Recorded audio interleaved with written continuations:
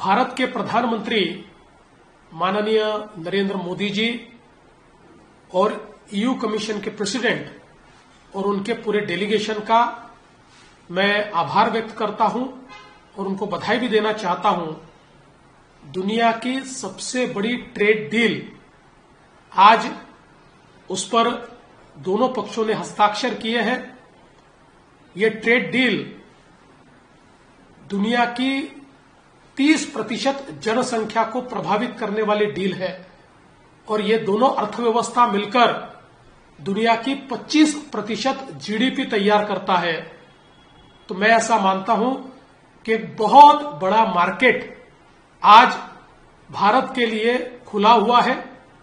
विशेष रूप से मैं इसलिए भी आभार व्यक्त करना चाहता हूं कि जो हमारे महत्व के क्षेत्र है, एग्रीकल्चर का क्षेत्र हो, कृषि का या डेयरी का क्षेत्र हो, इन क्षेत्रों को पूरे तरीके से इस डील में बचाकर उनको जिस प्रकार से भारत चाहता था उस प्रकार से उनको इस डील में स्थान मिला है, उनको प्रोटेक्शन मिला है।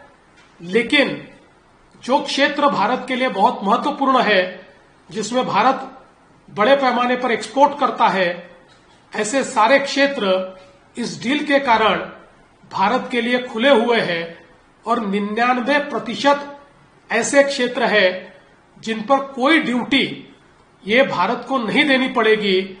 तो एक प्रकार से भारत में नई जॉब अपॉर्चुनिटीज मैन्युफैक्चरिंग और सर्विसेज सेक्टर में अब तैयार होगी और एक नया आसमान भारतीय उद्यमियों के लिए इस डील के कारण खड़ा हुआ है। जहां तक महाराष्ट्र का सवाल है, महाराष्ट्र को भी इस डील के कारण बहुत फायदा होगा।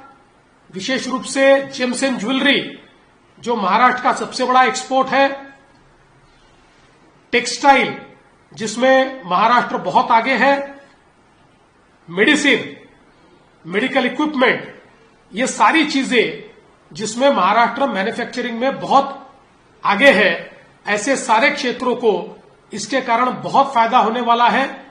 और मैं ऐसा मानता हूं कि आने वाले दिनों में महाराष्ट्र की और देश की अर्थव्यवस्था को विस्तारित करने के लिए एक बहुत ही अनुपम इस प्रकार का उपहार इस डील के कारण प्राप्त हुआ है।